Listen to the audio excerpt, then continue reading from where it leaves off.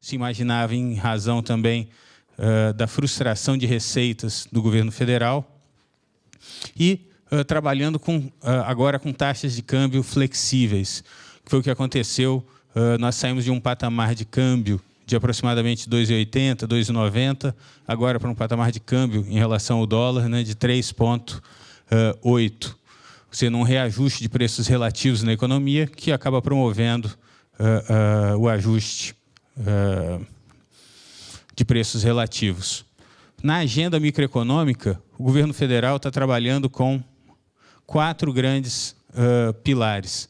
A reforma fiscal, ou seja, estruturalmente reduzindo os gastos do governo federal. A reforma da Previdência, que no longo prazo, ampliando a idade de aposentadoria dos homens, ampliando a idade de aposentadoria das mulheres, revendo o cálculo de benefícios, né, de tal forma que no longo prazo eu tenha uma pressão menor sobre os gastos públicos. Também está sendo feita toda uma reforma no sistema regulatório brasileiro, de tal forma a simplificar a realização de negócios, de tal forma a favorecer a participação do setor privado e não mais do setor público. Isso se dá basicamente por meio do programa de concessões do governo federal. Quando a gente está olhando o Brasil nos últimos anos, e é importante o investidor, né, olhar o longo prazo, a gente percebe aqui que o índice de Gini, que mede, né, o grau de desigualdade da nossa sociedade, ele caiu nos últimos 10 anos significativamente. A gente saiu do índice de Gini aqui, que estava em ponto 55, está agora em ponto 5, e a gente tinha uma parcela da população de aproximadamente 35% na linha de pobreza, e agora essa população é de 15,9%, 0,9%. Ou seja, houve uma inclusão de massa de consumo no mercado brasileiro de mais de 60 milhões de brasileiros. 60 milhões de brasileiros é também o volume de brasileiros que fazem turismo atualmente. Nós temos uma expectativa de, nos próximos 10 anos, crescimento de mais 70 milhões no mercado de consumo de turismo do Brasil, saindo dos atuais 60 milhões para 130 milhões. Quando nós olhamos o índice de desenvolvimento humano brasileiro geral, ele teve uma melhoria de 34% de 91 até 2010. Verificamos esse mesmo crescimento no IDH da educação, no IDH do consumo e no IDH de longevidade. Ou seja, nós estamos tendo cada vez mais uma população que melhor vive, que é mais educada, maior grau de educação, com maior renda e com maior longevidade. Ou seja, para quem está trabalhando uma perspectiva de mercado, todos esses são indicadores que sinalizam positivamente com relação a que país ele está trabalhando. Quando a gente pega aqui a nossa taxa de crescimento real do PIB, nos últimos 10 anos nós tivemos uma taxa de crescimento de 2,88. Como dito, infelizmente nós tivemos no ano de 2015 um decréscimo de 3,6. Mas quando nós observamos a tendência da economia brasileira, esse 3,6 ele se mostra mais um ponto fora da curva, que nós esperamos que em 1, 2 anos nós tenhamos isso resolvido e nós voltemos a ter a nossa trajetória de crescimento em um patamar semelhante ao que nós vínhamos trabalhando originalmente. O nosso PIB em dólar também ele tem tido uma trajetória ascendente desde 1990, com pequenas oscilações, mas uma tendência de crescimento. E mesmo agora, no ano de 2015, em um ano de recessão, nós encontramos o PIB brasileiro em dólar numa situação superior à dos últimos 20 anos.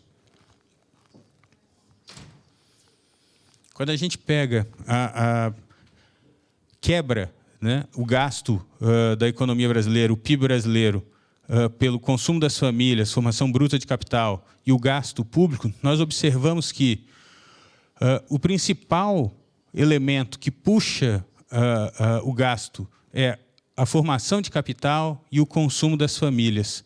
quando a gente pega o gasto público, embora ele seja relevante, ele é o menor dos três fatores.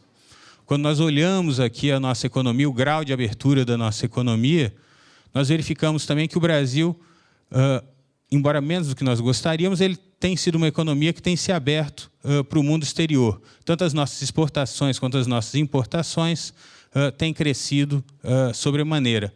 Agora, aqui no ano de 2015, com esse novo patamar cambial, a gente deve ter uma reversão em relação às exportações e às importações.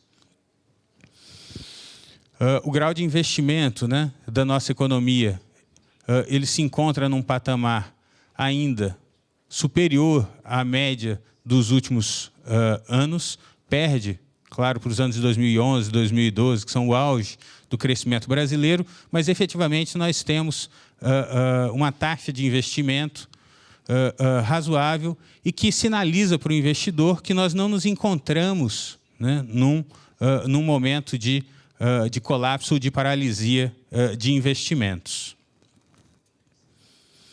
Aqui a gente observa a expectativa empresarial com relação à expansão ou retração da atividade econômica. A gente pega aqui em janeiro de 2010 e verifica a expectativa empresarial, ela tem sempre oscilado, né, em torno de 50%. Agora nós nos encontramos, claro, num momento de baixa, porque nós estamos num momento de crise, mas nós já verificamos um sinal aqui empresarial de retomada da atividade econômica. Ou seja, o investidor, o empresário de modo geral e o investidor de modo específico, ele observa que a economia brasileira começa a apresentar sinais de retomada. Aqui é um gráfico que mostra a volatilidade do câmbio em momentos específicos, né? Desde a crise de 99 até o final de 2015, e o que a gente observa é que, embora nós tenhamos mudado o patamar do câmbio brasileiro, a sua volatilidade ela não é diferente da de outros momentos do país, inclusive momentos de crise, como da crise do México, como da crise da Rússia, mas também em momentos de euforia antes da crise de 2008, né? Particularmente, por exemplo, no caso de 2012, auge do crescimento brasileiro. Ou seja, não há uma desestruturação do ponto de vista do câmbio na economia brasileira. Isso aqui mostra a diversificação das exportações brasileiras. Há um grande receio de que um decréscimo da demanda chinesa por produtos brasileiros levasse a economia brasileira à crise ou a colapso. Quando a gente olha esse gráfico, a gente percebe que, embora a China seja um grande parceiro brasileiro, ele é, em verdade, menos de 20% do total das exportações brasileiras. Ou seja, a China é um importante parceiro, mas ele não é essencial para a sobrevivência econômica do Brasil. Aqui a gente olha o investimento estrangeiro direto. Também a gente verifica aqui uma trajetória ascendente ao longo de todos os anos, né? A gente observa, a gente observa aqui um decréscimo na metodologia antiga. O Banco Central está trabalhando com uma nova metodologia, que aqui não vem ao caso. Vamos só olhar as colunas em azul, né? A gente vê um crescimento de 86 para cá, e um ligeiro decréscimo, né, de 2011 para cá. Mas o que a gente observa é que a gente tem ainda um patamar de investimento estrangeiro direto muito superior ao que é historicamente a média brasileira. Até 2012, 2014, nós éramos o terceiro destino mundial de investimento estrangeiro direto. Do ano passado, nós caímos para sexto, mas o que a gente verifica é que o histórico brasileiro é de estar entre os 5 primeiros destinos mundiais de investimentos. Do ponto de vista de default, a gente observa que nós só temos 16% da nossa dívida em mãos de não residentes, ou seja, então eu não tenho um risco de default externo significativo, né? o Brasil tem aqui um nível de endividamento externo muito inferior, por exemplo, a países como Canadá, Reino Unido, Espanha, Itália, própria Alemanha, né, França, o que dá sinal também de uma economia de pouca fragilidade externa.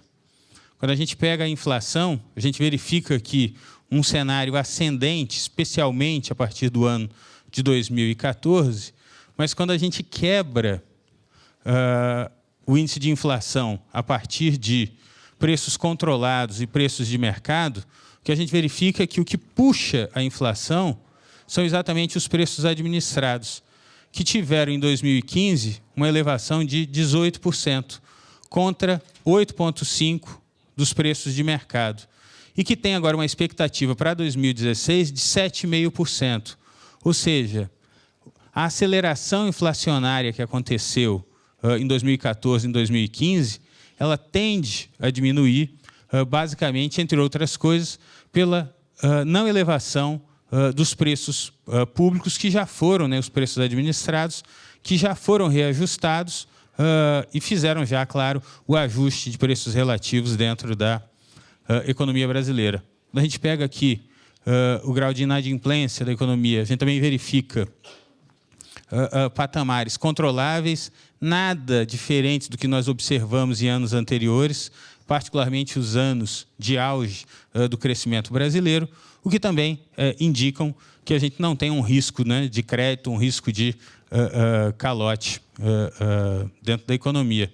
E aí, quando a gente vê o risco aqui de crédito, ele também, desde 2012, ele se mantém, né, numa linha de estabilidade, e o que a gente vê aqui em 2015 são patamares semelhantes ao que a gente vinha observando em anos anteriores. Isso é uma discussão que eu gostaria de fazer de forma bem inicial. Realmente, como eu disse, eu não estou me detendo aqui em outros aspectos da economia do turismo, porque eu acho que, nesse instante, essa foi uma informação, essa é uma discussão que eu acho que é essencial para o investidor. Infelizmente, o Brasil tem sido visto de forma muito negativa nos últimos meses, e esse componente negativo ele tem muito mais um aspecto, uma característica expectacional, ou seja, de expectativa negativa, do que efetivamente de fundamento dentro da economia brasileira. O investidor que olha com olhos, né, com óculos de longo prazo, tem condições de enxergar no Brasil grandes oportunidades e ver que o atual momento do Brasil, que é um momento de aparente desvantagem para o investimento, na verdade, ele se mostra uma grande oportunidade para investir num país que, nos últimos 20 anos, tem tido uma trajetória de crescimento significativa e constante e que tem melhorado todos os seus principais indicadores. Mas eu não vou, claro, me deter mais nessa apresentação, porque o objetivo dela é exatamente deixar que o setor privado fale por si a respeito dos seus projetos. Nesse sentido, eu chamo o Dr. Paulo Mendonça, Dr. Zene Freire, para fazer a sua apresentação sobre ambiente legal de investimento no Brasil.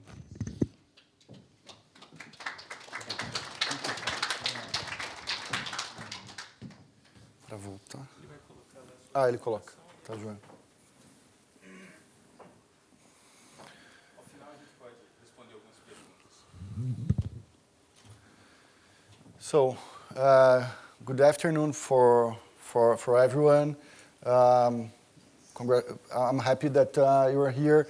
I'll try to briefly explain you a little bit about the legal framework for hospitality investments in Brazil.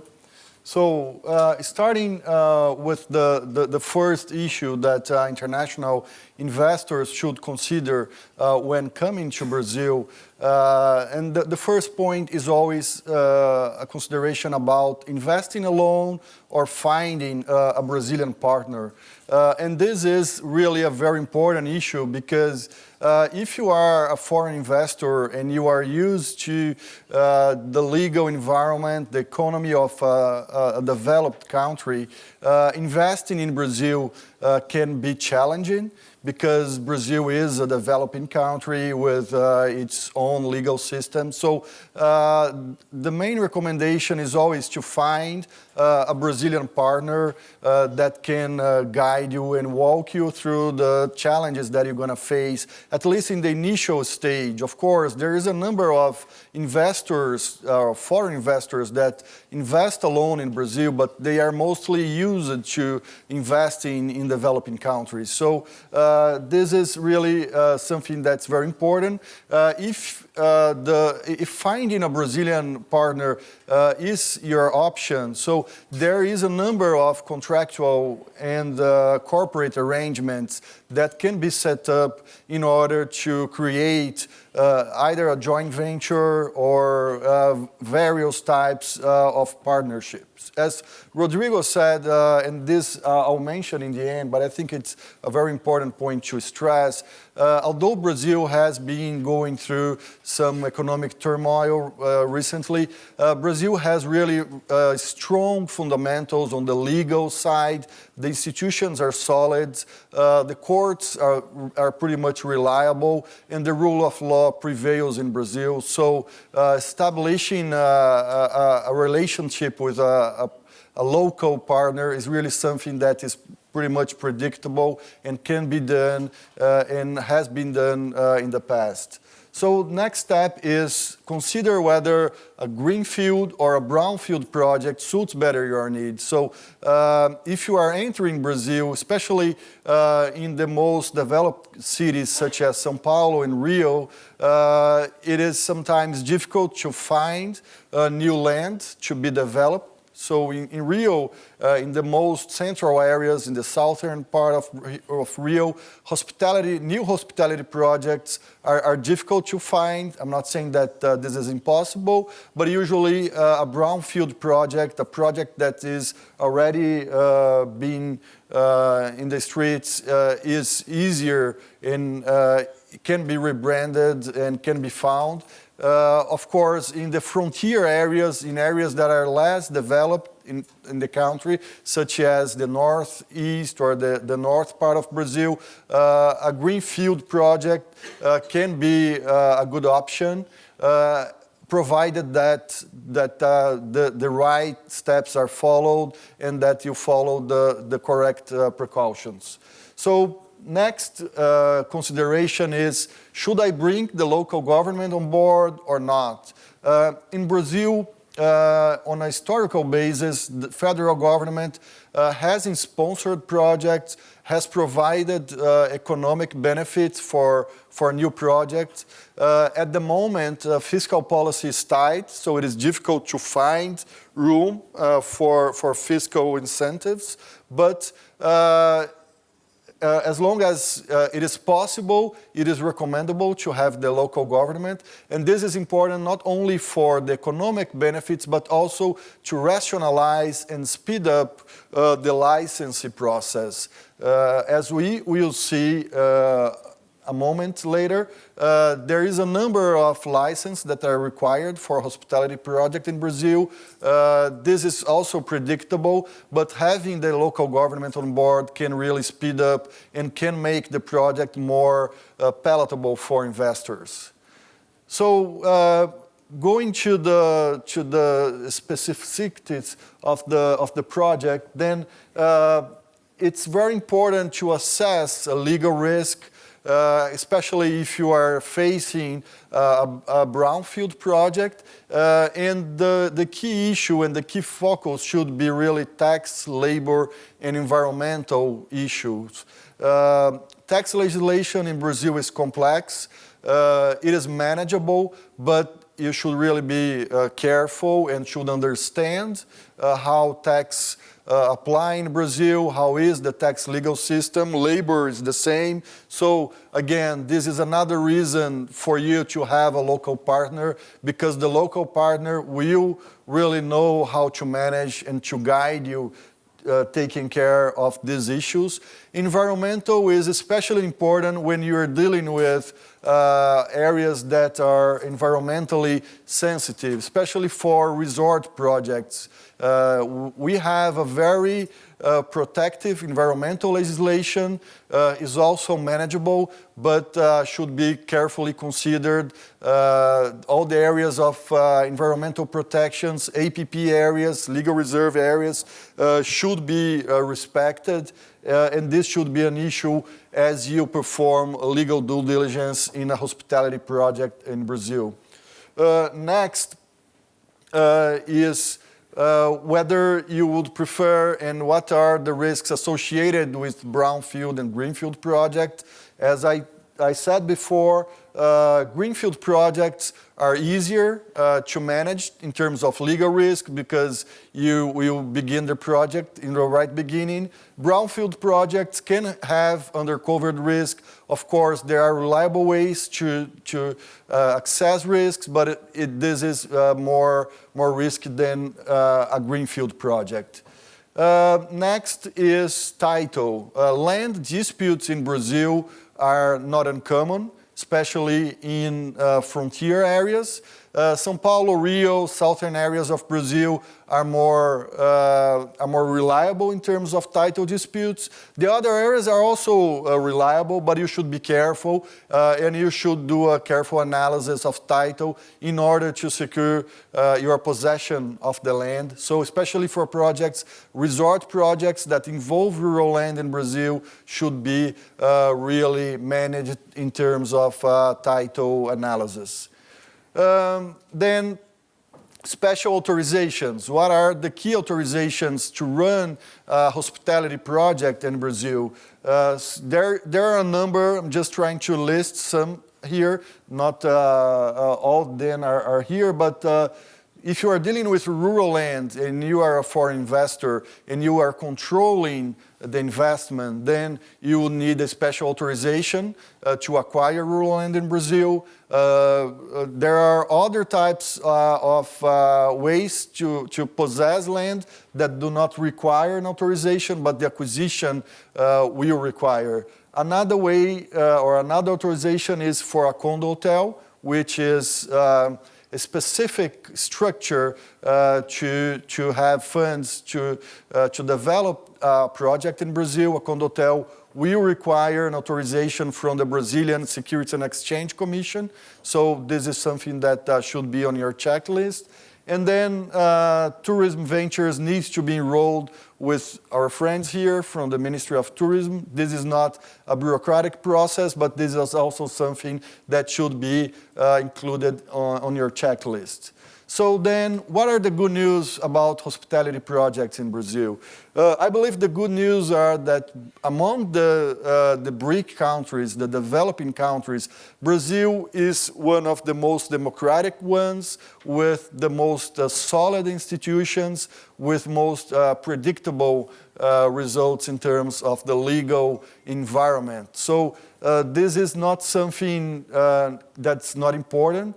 There are various ways to structure projects in Brazil, and Brazil is still a very attractive destination for international investors. So this is all. I thank you, and I'll let my colleague Helen follow with her presentation. Thank you.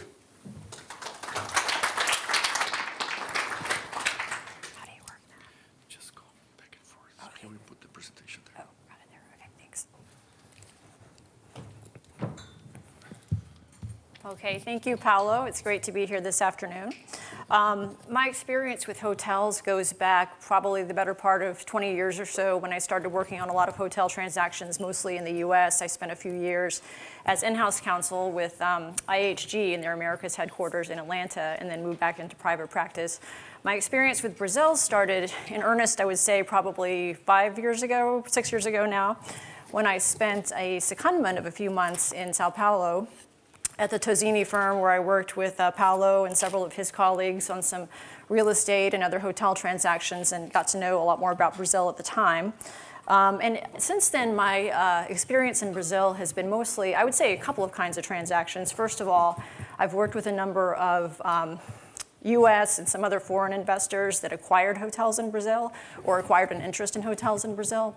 And then also I've worked with some Brazilian hotel owners and developers that were negotiating agreements with international brands, management agreements, franchise agreements, largely with US brands. So with that in mind, I just wanted to touch on a few basic areas involving those two types of transactions. Generally, why Brazil? I think Paulo has covered this really well in his presentation. I would say with regard to hotel transactions specifically, from my perspective, I see that there's a lot of opportunity for brand growth in Brazil for the international hotel brands.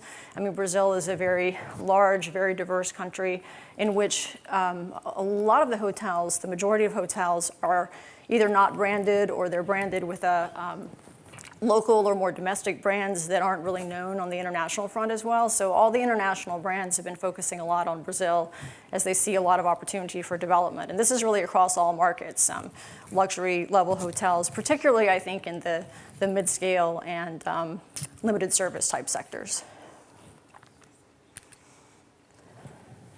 So in terms of a hotel acquisition, just from the perspective of a foreign lawyer having worked on some of these transactions, again, Paulo, I think, covered some of these points, but it's very important in terms of just especially entering Brazil for the first time to make sure that you just assemble the right development team, which of course includes appropriate local counsel, also tax advisors, appraisers. As Paulo mentioned, I think it's very, very prudent to have a local partner or a local manager in place. In fact, it's probably, I would say, the odds of success if you're entering Brazil or any market for the first time without such a local connection, it may not be as great. In terms of deal structuring issues, I think that the choice of investment entities and investment structure can be very important. You want to, every investor, and it gets more complex depending on how many countries the investors are coming from, every investor needs to evaluate the tax consequences to them in Brazil as well as in their home country. So for example, there's a lot of issues with hotel agreements involving currency conversion and repatriation, tax-related issues. For example, with a lot of the brand agreements, say for US hotel brands, they'll require that management fees or franchise fees all be paid in US dollars. And so you run into those issues with repatriation. And in terms of due diligence by the investor, as Paulo mentioned, the environmental due diligence is very important, as well as title searches. From a US perspective, you get investors that are used to getting a title insurance policy whereby the title company has accepted the risk of there being anything wrong with title. Sort of caution with that in Brazil, the title companies, US title companies do business in Brazil, and they'll offer a title insurance policy that would purportedly cover you for those risks. Query whether that's really effective. They're very expensive and they have a lot of exceptions to them. So whereas US investors who go there may be used to seeing the title policy and they may get some comfort from that. In my experience, there's a lot of carve-outs from that risk, and you should query whether it's worth, I think, buying the policy of title insurance. And then also due diligence that gets done by a hotel brand. If you're looking to brand the hotel with an international brand, the international hotel brands all have very extensive due diligence processes as part of their underwriting. So for example, they would really need detailed information about the investors, the principals, their financial status, their corporate structure, their sources of debt or equity financing, just everything.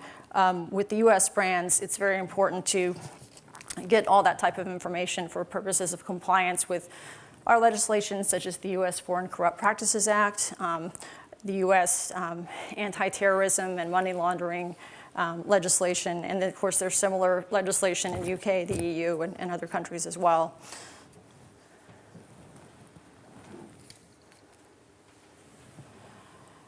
So in terms of an investor or owner of a hotel in Brazil, whether they're a Brazilian company or a foreign investor that happens to own a hotel in Brazil, in terms of negotiations with the international hotel brands, what does an investor anticipate in terms of documentation and deal points? First of all, it's just important to remember there's a couple of ways that the branding can occur in Brazil. or, well, within the industry. You could have a hotel management agreement whereby the hotel is branded through the management agreement and the hotel is operated by the hotel management company. This is more common with 4 to 5 star, higher level type of property. You also, and probably more commonly for most segments, you have a franchise license agreement, whereby the hotel company is just licensing its name and the operation occurs either by the owner or by a company related to the owner. And I think, one thing to take into consideration when dealing with the brands is that every brand, and I know this is typical of the US brands, they all have their own forms of documents, which can be very US-centric, for example. And sometimes the provisions don't always, in terms of applying them to the local situation, some of the provisions don't really necessarily make sense, or they're not really that applicable. And so there's always going to be kind of a struggle with the brands in negotiation of the documents in that respect, to sort of get them to fit the local situation and the local legal regime. Just in terms of fee structure, a lot of you probably know, in terms of hotel management agreements, the fee is usually a double type of component. There's typically a base management fee of maybe 2 to 4% of the gross revenues of the hotel. There's also an incentive management fee whereby the manager gets most of its compensation. That's usually some component of gross revenues or another financial measure. Under a franchise license agreement, you would typically get a franchise royalty of maybe 4 to 6% of rooms revenue.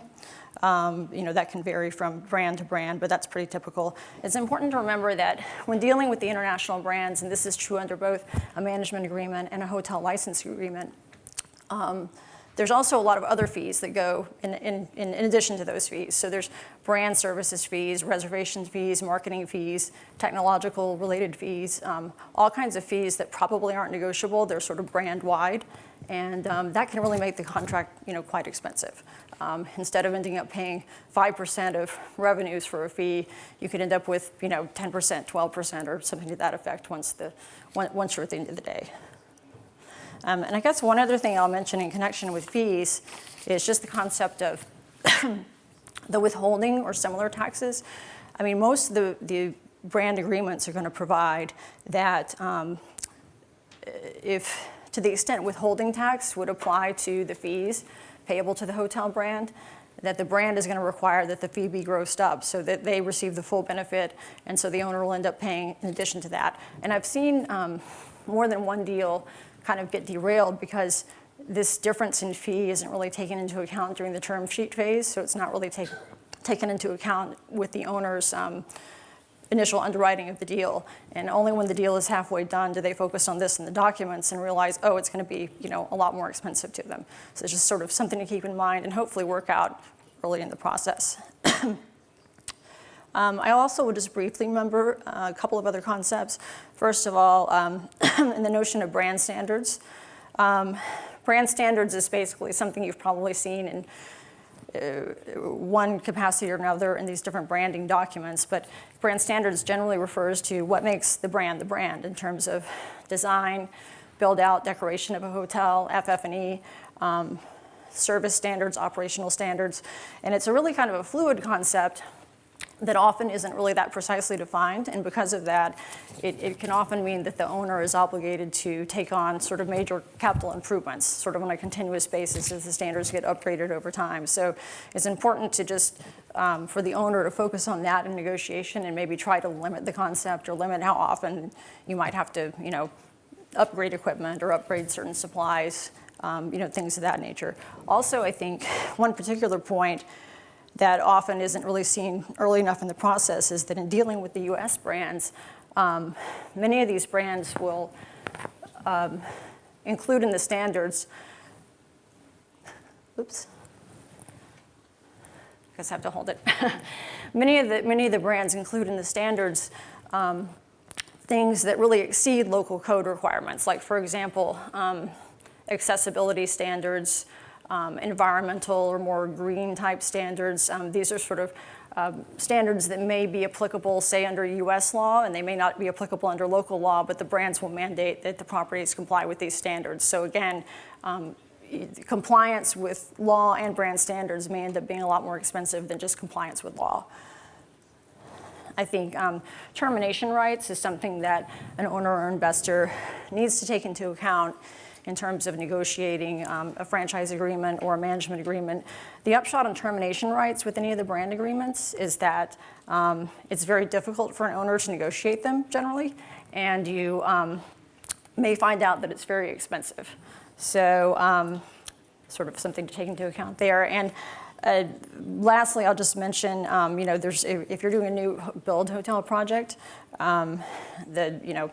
there's probably additional agreements and additional fees that are going to apply, things like technical services agreements, pre-opening services, design services, all things that can, again, add to the fees that the owners are going to be paying, so should be taken into account when underwriting the brand. And I think I'm out of time, so I'm going to stop.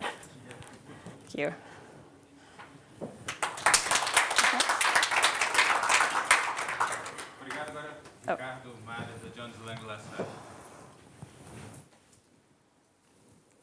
Well, good afternoon. My name is Ricardo Mader. I'm a managing director of JLL. JLL is a real estate service company. We work all kinds of real estate. And basically, we help investors in the whole cycle of the investment in real estate. I'm a managing director for South America on the Hotel and Hospitality Group. So I've been covering the region with 32 years of experience in Brazil. I'm Brazilian. And so the idea here is just to give you a brief idea of the size of the industry in Brazil, of the hotel industry in Brazil, some of our trends and what we've been seeing. And I think my presentation matches a lot with what Rodrigo and Paulo mentioned. We saw the evolution of the hotel industry in Brazil in the last 10 years. Of course, the industry suffered a little bit in 2015 with the downturn of the economy.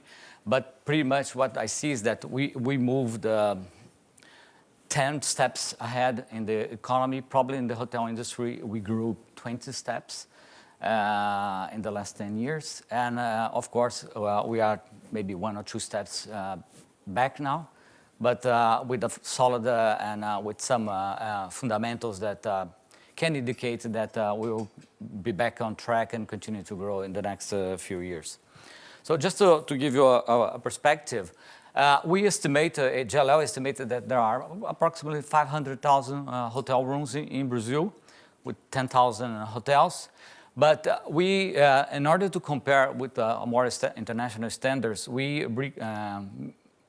classified, and we think with this international standard, we have probably 350,000 hotel rooms in Brazil, where about what we call quality supply. That doesn't say that the hotel are in good shape. They have the international standards of a hotel, but many of them are in some markets are really tired. So we have a tired supply in Brazil. So of this 350,000 quality rooms, we estimate that 200,000 are branded, mostly with local brands. There is a good presence of international brands, Accor being the dominant one in the country, and will remain like that for many years. Still 150,000 are independent. If you go to one of the key macro metrics, that is the hotel supply ratio, that gives you the total number of rooms for each 1,000 people in the country. Brazil, it's in third in the region. We have 1.4 hotel room for every 1,000 people. We are together with Argentina, second to Chile, and the dominant country is Mexico. Mexico, of course, there's a large component of the resorts, of the tourism sector, which in Brazil or in Chile and Argentina, we don't have it. So if you exclude the resorts in Mexico, you'll probably have pretty much the same of Brazil and Argentina. But still, if you compare with a mature market like US, where you have 15.5 hotel rooms for every 1,000 inhabitant, you can see that we have a big gap, and that there's clearly room to grow. We estimated, this is part of a study we did in 2012, a white paper of trends and growth of hotel rooms in 4 countries in Latin America: Brazil, Mexico, Peru, and Colombia. And now we are revisiting this study. We're going to launch in a couple of months. This time we're including Chile and Argentina also in the study. And we see that this number of 1.4 in 10 years will probably go up to 2.2. So there's still, a very, very modest growth, and that shows for us that there is tremendous opportunity for supply growth in Brazil. In terms of distribution, the supply is pretty much concentrated both in terms of product in the economy and mid-scale. Very few luxury and almost none upper luxury hotels. We have a couple of good ones coming to São Paulo. That is an important market. If you look at São Paulo now, upper luxury products, you're probably it's 2 hotels with around 110 rooms, 55 each one. So it's basically nothing. So we believe there's plenty of room for São Paulo, Rio, and a few other cities to upper luxury hotels. So pretty much concentrated in the economy and mid-scale, 42% on economy and 36% on mid-scale. And also pretty much concentrated in the southeast region, where São Paulo and Rio de Janeiro, the 2 main cities in the country, are located. So 45% in the southeast and second to the south. So pretty much the most developed areas. A phenomenon that we have seen in this last 10, 12 years of growth of the economy in Brazil is the decentralization, the regional decentralization of the economy, and a little bit also in terms of sectors. So we're seeing the tremendous growth in infrastructure and the mining sector, the oil sector, although it's being affected, of course, by the price of the oil. But so many of these projects are along the northeast, the north, and the central areas. The central area also we have the sector that continues to grow more in Brazil, that is the agriculture sector. So there's tremendous growth here, and many cities that even I never heard until recently now shows in the map or on the news, because some huge mining project or oil. And also we're seeing a diversification of the geographic diversification of our industrial base. So you see a lot of the industries moving to the northeast of Brazil, cities like Recife and Fortaleza. So that shows that, and this, of course, all the cities are underserved in terms of quality supply.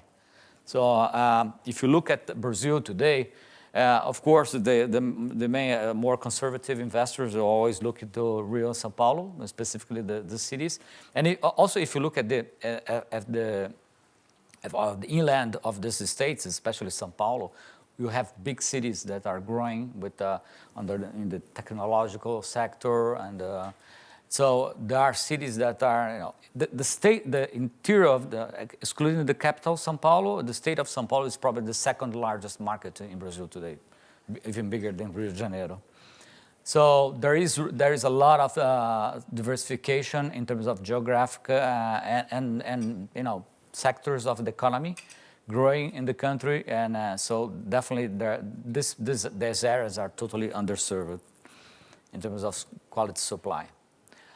In terms of performance, as I said, in the last 10 years or 12 years, we've seen a tremendous growth in the fundamentals, the occupancy and average rate.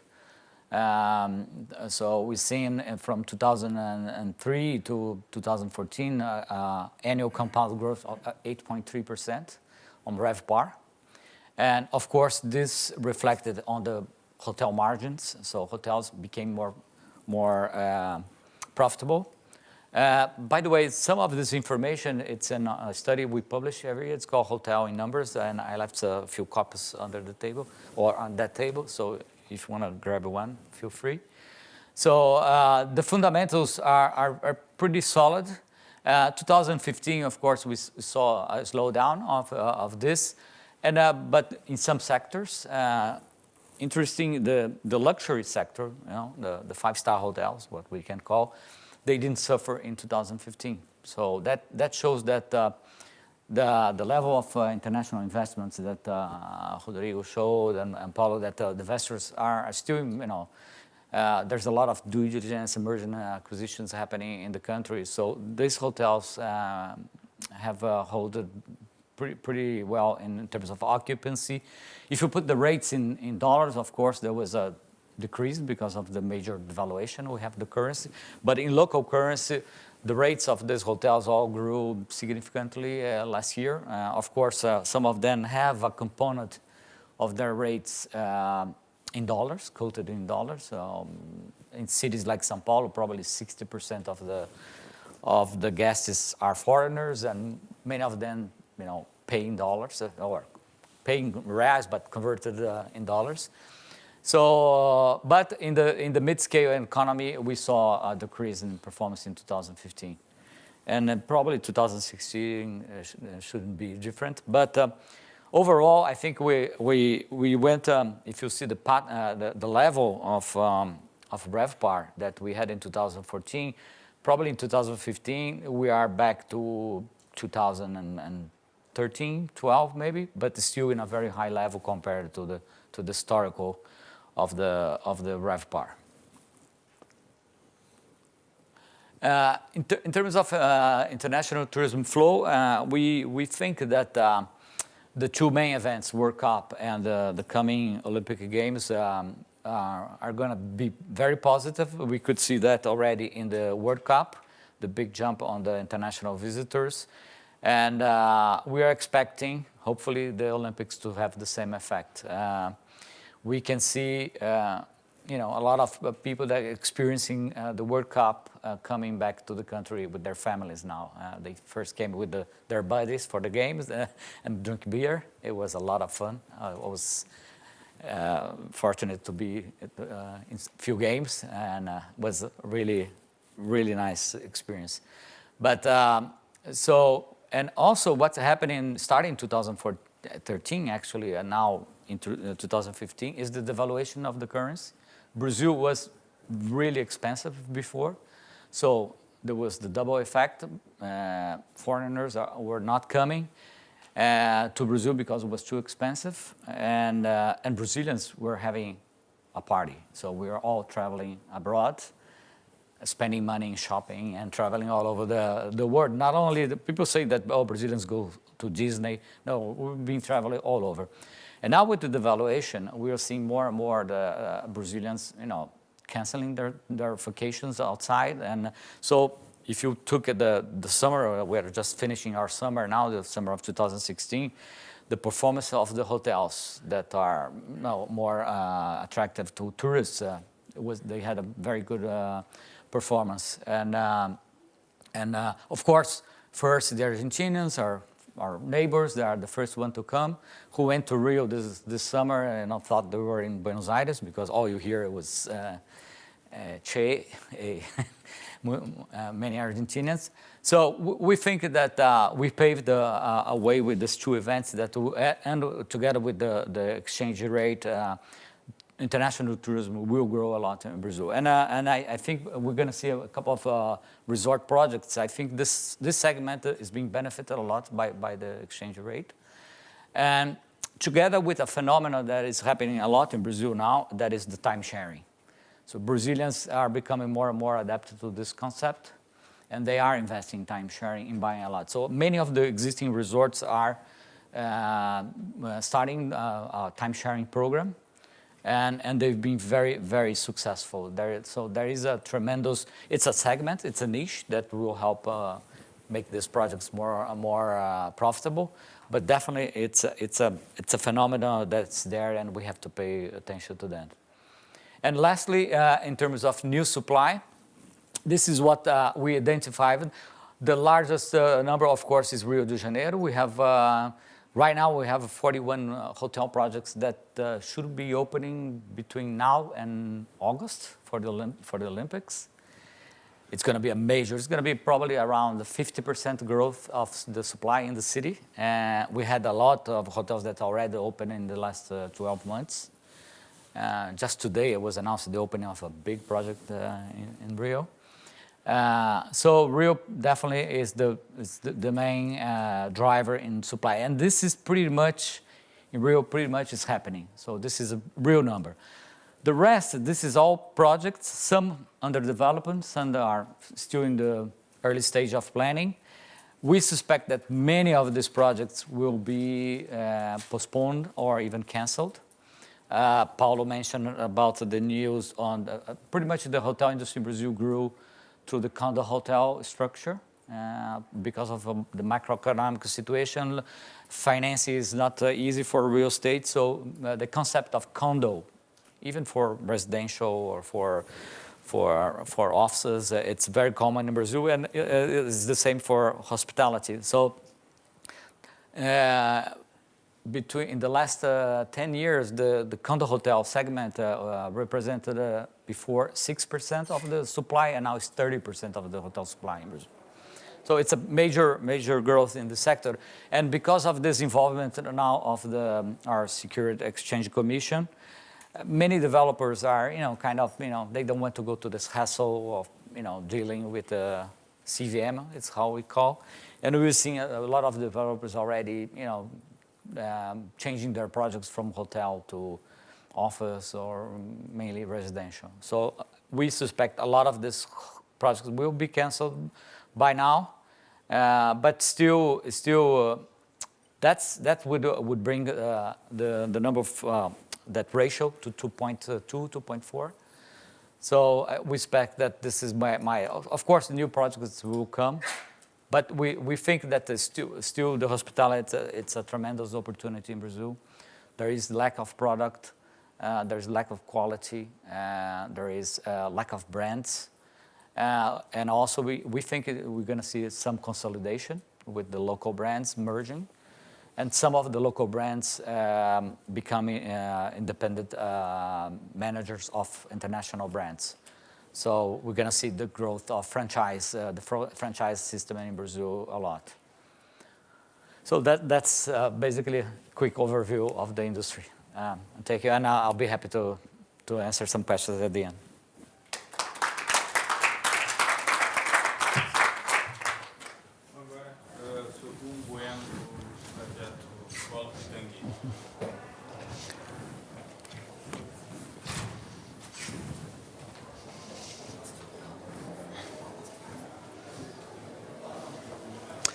Boa tarde, senhores. Meu nome é Hugo Bueno.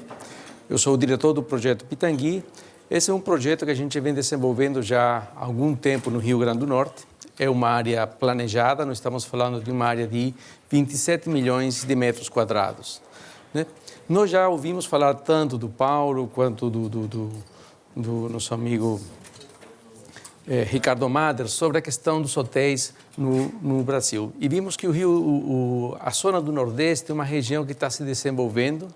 Ultimamente, devido ao fato do dólar ter ficado muito alto, tem impulsionado o turismo interno e, ao mesmo tempo, o turismo externo. Vamos ver aqui alguns fatos do projeto que a gente tem preparado para desenvolver nos próximos anos no Rio Grande do Norte.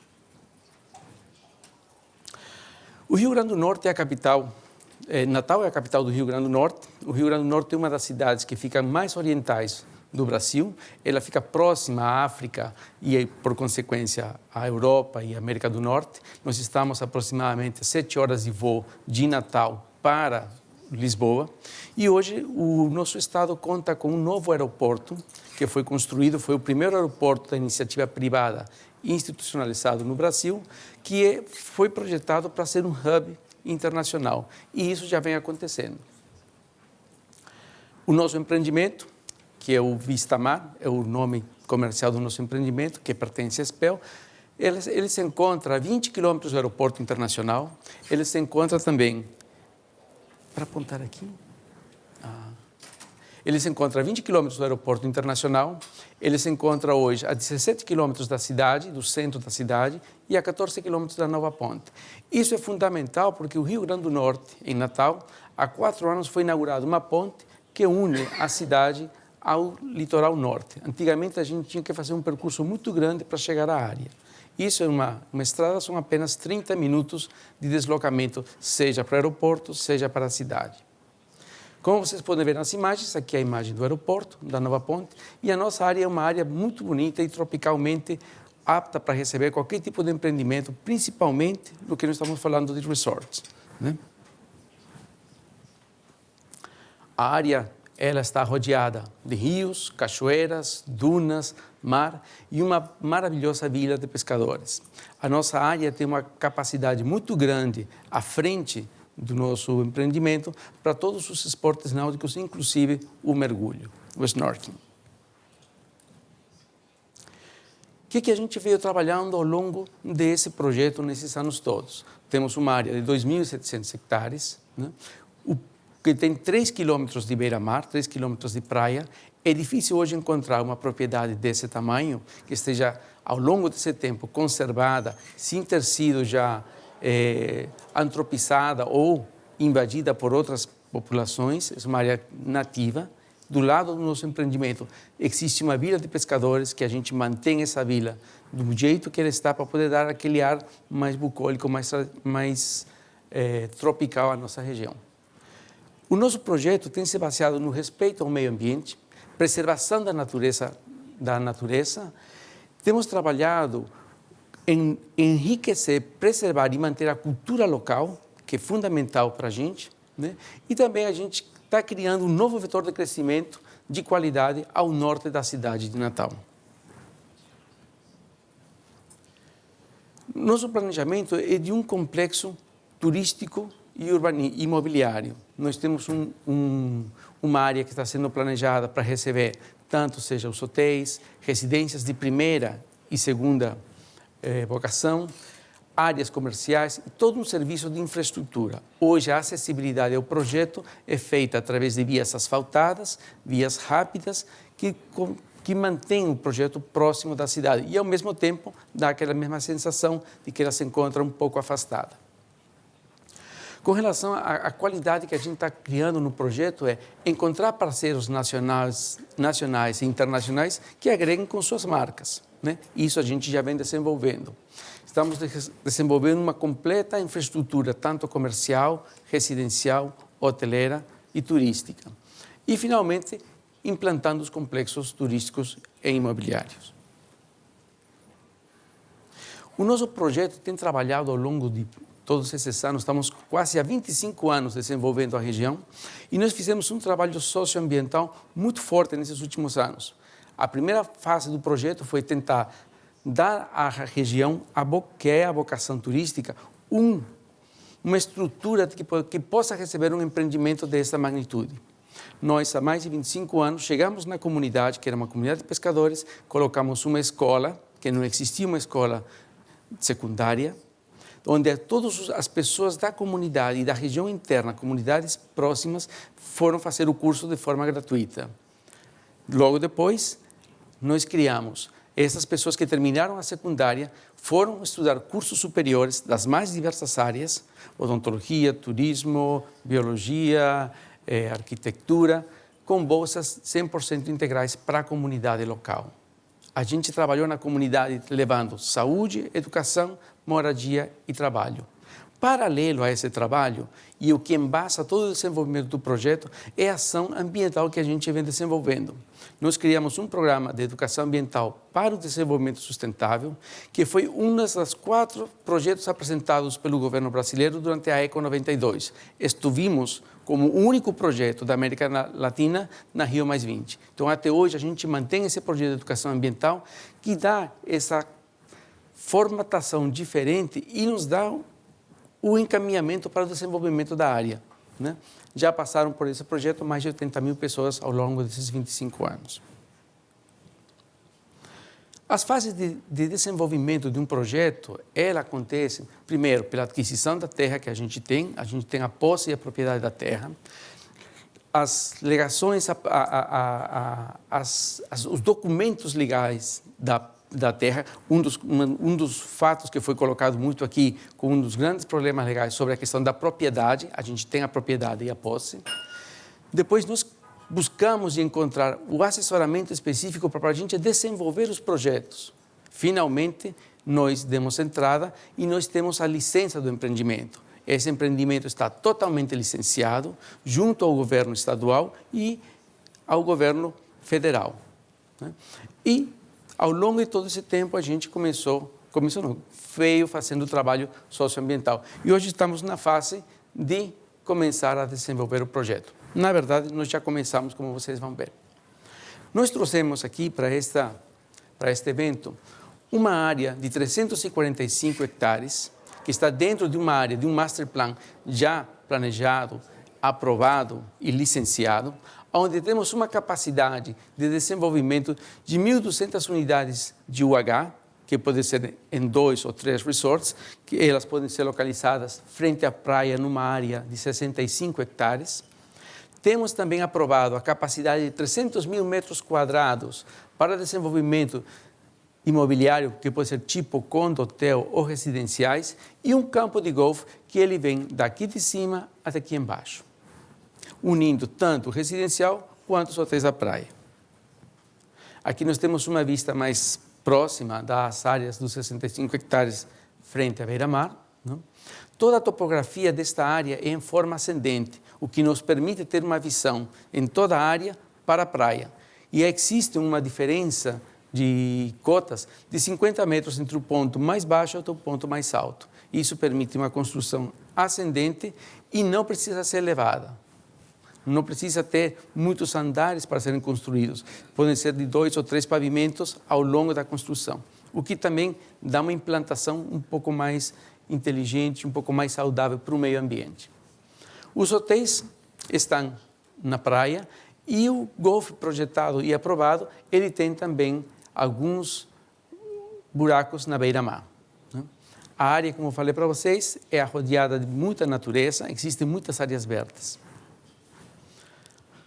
Tudo isto que eu tenho conversado com vocês, ele está aprovado. Nós temos aqui, hoje em dia existe no governo, no Brasil, um Ministério Público Estadual, que é aquele que controla se estão ok ou não as licenças e as outras ações dos organismos estaduais, e nós temos assinado um termo de compromisso ambiental que garante a nossa licença, ao ponto que o nosso projeto já está em desenvolvimento. Nós temos as outras áreas que já estão sendo desenvolvidas e temos hoje essa área para desenvolver. Aqui podemos ver a implantação do campo de golfe, uma área residencial e a parte de hotéis. E temos toda uma área de preservação em torno do rio e das dunas que estão na parte posterior do empreendimento. Mais uma vez reforçando, temos uma área, temos um frente de praia de 1,2 quilômetros. Uma vista da área, onde vai ser desenvolvido o projeto. E aqui nós temos como que está tudo desenvolvido. Todas essas áreas verdes são áreas de preservação, o campo de golfe, residencial, hoteleiro e comercial. Esse aqui é um master plan que podemos observar. Ele mostra como será o desenvolvimento ao longo do projeto, né? E destas 2.700 hectares, nós já temos alguns parceiros e alguns contratos efetivados e já começaram as áreas. Nós já temos uma área aqui que foi feito um loteamento fechado, chamado condomínio, e será entregue aos proprietários agora, ao final de ano. No fim do ano, perdão, comecei a falar. Quais são os nossos parceiros?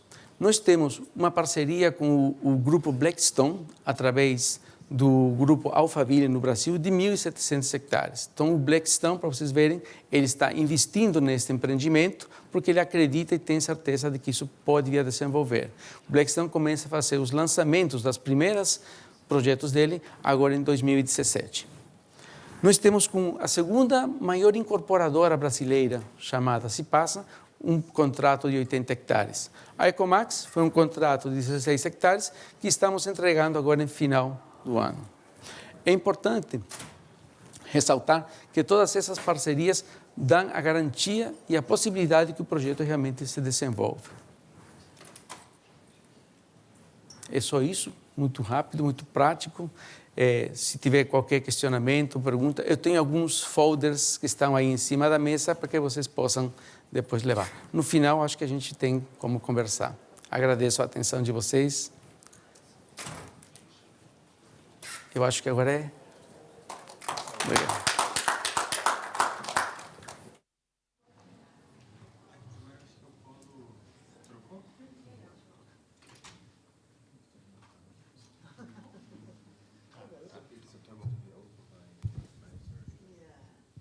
Hello, my name is Henrique Veiga, and I'm presenting one of the private equity fund in real estate hospitality in Brazil at the moment.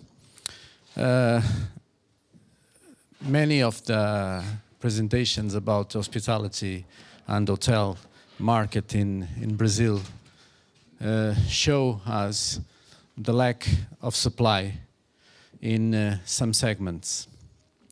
Also, Ricardo Mader explained us the type of ownership you can find in Brazil in terms of very independent hoteliers, very poor quality of the hotels, and Ricardo said the hotels are tired.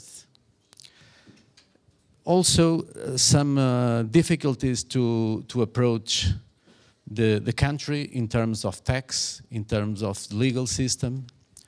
And what we have approached, it was we need to create a vehicle in order to ensure the security, some framework in terms of tax and in terms of legal system that create the credibility for international investor to go to Brazil and feel the security to invest in hospitality in the segments we believe there is a lack of supply. That means we have created, this doesn't work, the top capital, what we call, and we have adopted a legal framework that was created last year in Brazil, and I believe Paulo and you know perfectly. It is the FIP, Fundo de Investimento de Participação. It is more or less for the European legal system very near what you know as a CCAV in France and Luxembourg. Very, very flexible in management, but ruled by CVM, by the monetary and authority, and that gives the confidence to the investors for the ruling of the vehicle. Also, in terms of tax, it was before this vehicle, the Fundo de Investimentos de Participação, it was very difficult for the foreigner investor to exit the funds from Brazil. And this vehicle, in some conditions, and the condition is don't own more than 40% of the vehicle, the return of the money is taxed at zero. But I'm not tax expertise, and you can go deeper on that. But this vehicle, it's very, very important to invest in Brazil. And it's new, it's come from May last year. We feel there is really a lack of supply in the market. This fund is only for the base of the market, the economy, because what you have in the Brazilian market, it is okay. There is economy hotels, but without quality, and the high-end, the luxury brands and markets. We don't care really about the middle market, the middle segments. This fund will be concentrated in the niche markets in budget and luxury. We will go for integration of hotel, in existing hotel, buying hotels, and greenfield hotels. This is not really copy from Ricardo Mader, but what we are doing, it is exactly the path of what's happened in the other markets. I pass because I don't have a lot of time. We feel there is a lack of almost 200,000 rooms in the market today. And just to jump on what is really important, what we want, it is to create a vehicle where we are in the property and in exploitation. We want to have the risk of real estate and the operational. We are not out of the operational because it is here the risk, but the management, the brand, we want a multi-brand vehicle, and it is for local brands, can be local brands. There are some important local brands with already some quality, but international brands. But the hospitality fund will be in the property and exploitation. It's not only property. This is what the difference between the Top Capital FIP fund in terms of the difference if you compare with the direct investment as usual, as before, and you have a difference between taxations. And we have two different teams, the budget hotels and the luxury upscale hotels. At this moment, we have 35,000 US dollars per room per investment for the budget hotels, and we are working in $150,000 per room in the luxury market hotels. That means altogether we are working in a 12 years fund, 5 years for investments, 5 years for growth, and 2 years for exit. And this can be extended as usual. At this moment, we are in the first round, $80 million, and until end of this year, we plan to close with $300 million. And 300 in the next 3 years. We believe there is market to do this because we believe there is no vehicle organized and trustable in Brazil to invest in Brazil. What we have a team. Okay, this is myself, and a lot of people who know deeply the country, who knows tax-wise and legal-wise the country. Today we have a pipeline of 70 projects already in the record, and we believe if there are international investors to invest in Brazil with security, it's through a vehicle like this, maybe not with this, but like this. Instead to go project to project, try to find solutions case per case, because today it's possible with a legal framework and a tax framework, very convenient, with a very specialized team to do it in Brazil. It wasn't possible maybe 2 years ago. Today it's possible. I'm open to answer to your questions if you want, please. How a mosquito can affect your business? We are not affected by mosquitoes because now it's a fear in Europe. yes, but And then unless this fear is out of people's mind, who's going to be your customers? I How do you sustain I answer you with the words of Ricardo. The hospitality business is a long-term business. There are always mosquitoes and grippe, and there are always problems everywhere and all time. But the hospitality business is 40 years business for each hotel.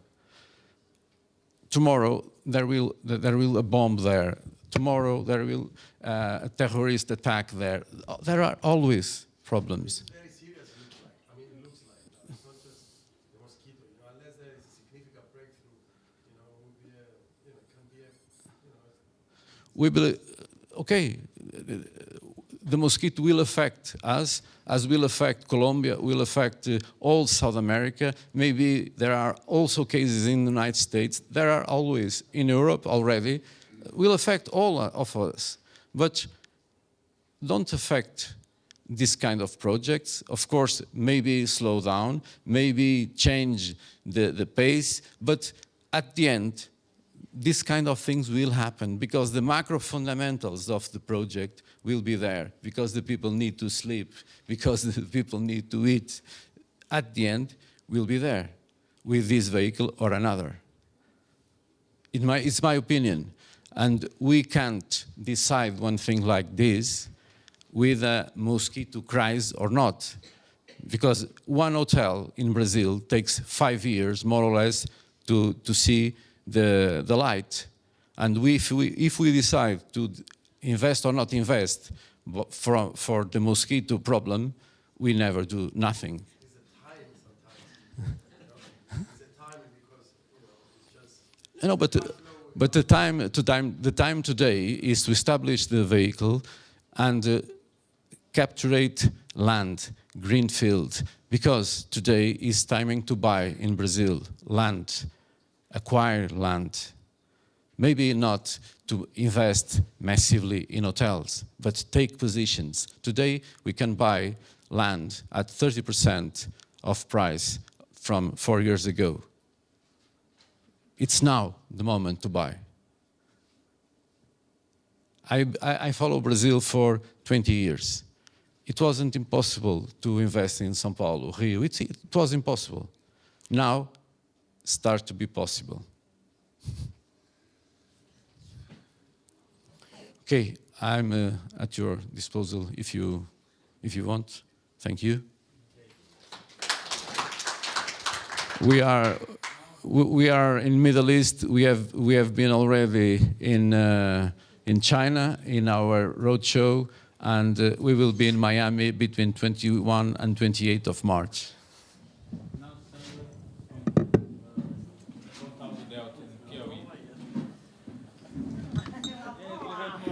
Two more presentations. After that, the cocktail outside.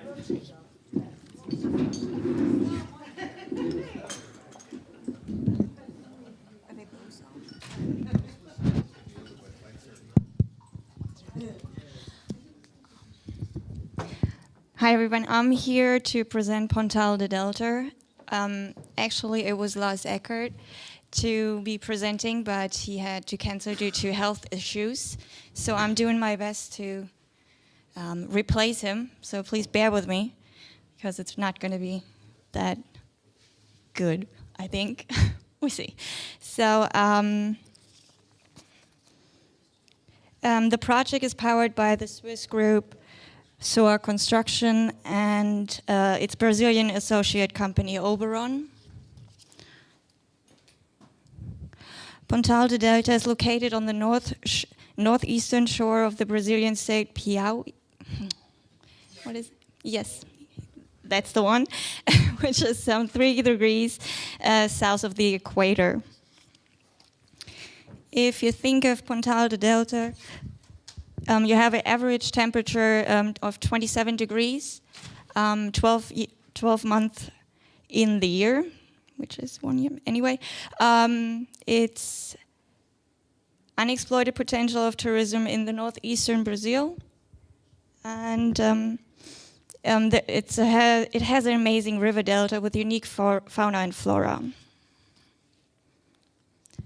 Pontal de Delta is located right in the middle between two major attractions on the northeastern coastline, which are Jericoacoara, yes, and also known as Jerry, and Lençóis Maranhenses.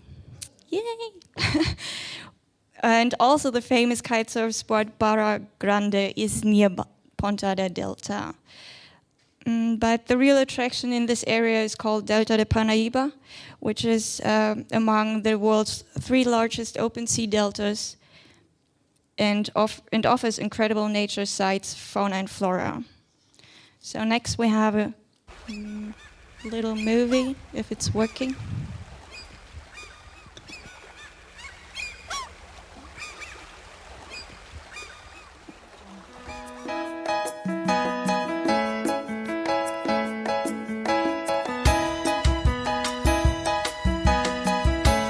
Audio Jungle.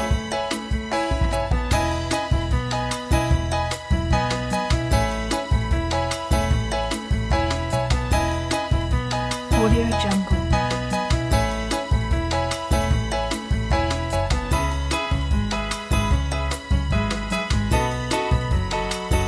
Audio Jungle.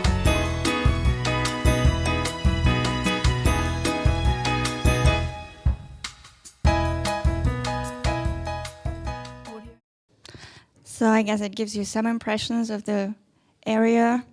And we heard a lot about the downcast in Brazil, but the tourism is booming due to the weak local currency, which we heard, I don't remember his name, who said it, but the foreigners, it has become for the foreigners pretty cheap to fly to Brazil. So, and the Brazilians are tending to stay in their own country right now since it's too expensive to fly abroad. And the northeastern regions is still growing well above the natural average, which you can see in, which one is it? No. Oh. Which you can see right there. And I'm sorry. Yeah. So you can see on the graph that the northeastern regions are with the highest growth rates of all regions, registering 3.7% in 2014. So there is a crisis, but not naturally where Pontal da Delta is located. The local destination in Piauí were recently placed on the map, and some are still to be discovered. We are thus starting from a completely different base where growth potential is enormous due to the lack of competitive developments in this area. The master plan of the project integrates residential real estate for first and second residence, hospitality units, resorts, bungalows, and facilities for conventions and events.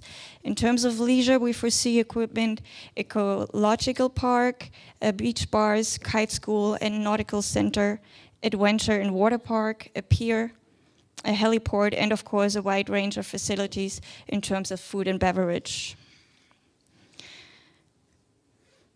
We have prepared the master plan with the referred developments, leaving lots of space for further projects in accordance with demand and also specific wishes of our future investment partners. Very important is that this plan has been approved by local environmental authorities. So it is actually happening.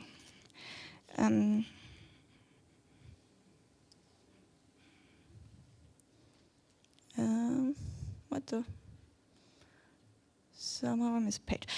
So today we can show you how our architects would imagine how some of the planned projects could look in order to fit into our concept of an eco-friendly development with low density and in harmony with nature and local communities. All done with the usage of eco-friendly materials when possible, of course, and offering lots of shade from the sun. We believe that tourists visiting the area look for experiences. I don't know.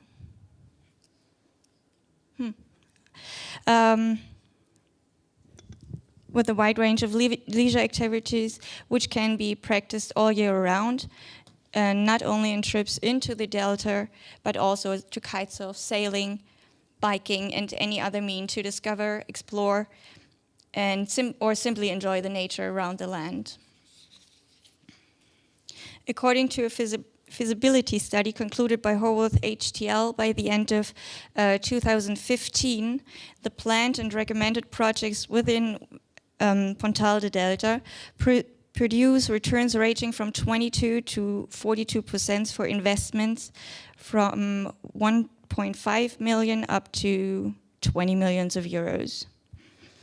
There are many other investment options available within this project, both in terms of concept, volume, return, and maturity. So if you have any questions, please ask after this session, because Norbert is here, which is the CEO, and he can probably answer better than I can. So we're an investment and development company and insist in co-investing in every single deal and investment vehicle we manage. Yeah, that's pretty much it. Sorry.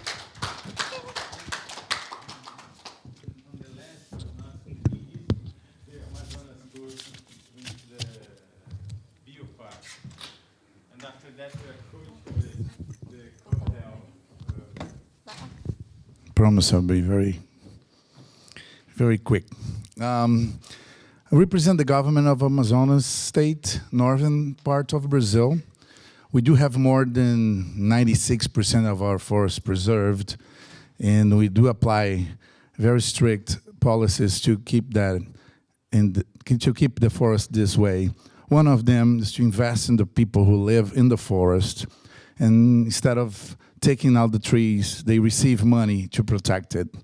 This investment, this project, we're searching for an investor, also complies with this kind of idea that we have. So it's called Biopark. The state already has the land to give it for free for the investor to build this biopark. And basically, well, there's a lot of text there, but basically what we have in Amazonas is 68 different kind of Indian tribes, Indian people, and it's impossible for a person who arrives there to know and experience all the different foods, handicraft, culture of each tribe. So this project is actually putting together all of them in one big park that has 70,000 square meters. So the visitor can recognize, where is it? Right here, can recognize the entire state of Amazonas in one place.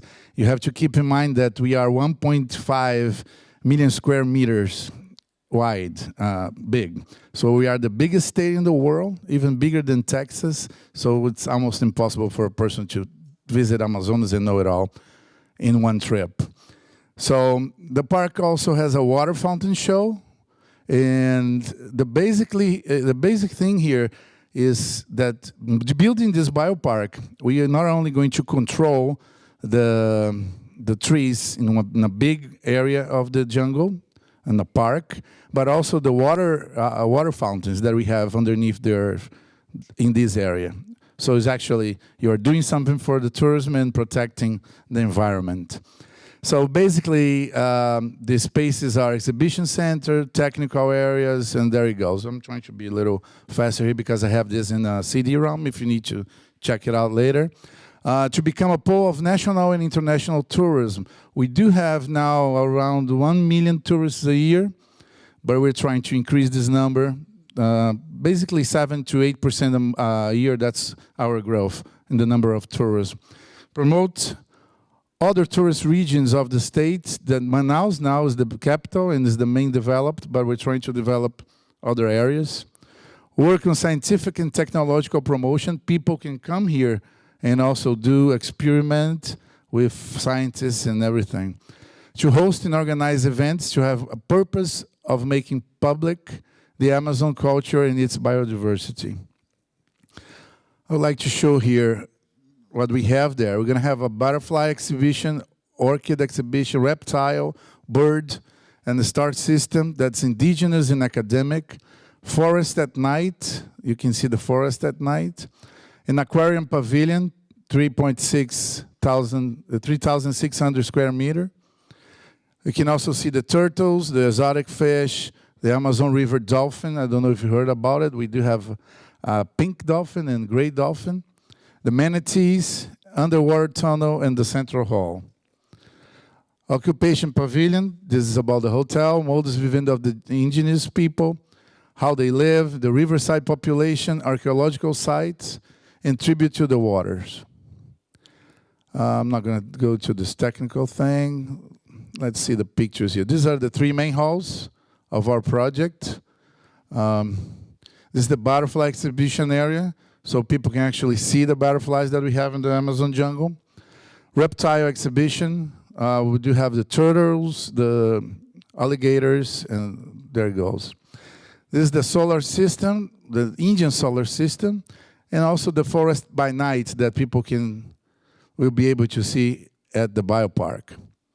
Our database, aquarium pavilion. This is where the fish will be and people can see them. Várzea. Várzea is when the Igapós in Várzea, in the drought season, we have the forest, and in the flood season, we have the Igapós, where you can actually take your boat and walk and ride through the jungle instead of walking because of the waters. There's the manatee aquarium, Peixe Boi, where people also can see that, the dolphin exhibition, turtle exhibition, exotic fishes, Amazon underwater tunnel, you can actually walk and see the fish from the Amazon. This is where the Indians will have their occupation and see the different cultures and how they live. This is a regular house of an Indian in Amazon. It is how the people from the river, we call ribeirinhos, they live here next to the river. That's another kind of population we have there and how they live. Archaeological sites, mainly from the Indian tribes. And this is like, I don't know if you heard about the meeting of the waters in Amazonas. Two different rivers, they flow together for kilometers, they do not mix. Different density and different temperature. We're trying to produce that here. Since we're not God, we have to separate the water. So this water is going to be black and this one's going to be brown, like this. See? And people can actually see shows here and everything. 100-seat bleachers. This is the visitor reception area, theme shops. Basically, investment here is $50 million, around $50 million. We already have the land for it, and the government is looking for partners, and also all the licenses and registrations, so we'll be able to work with the investor for that. Thank you for your time.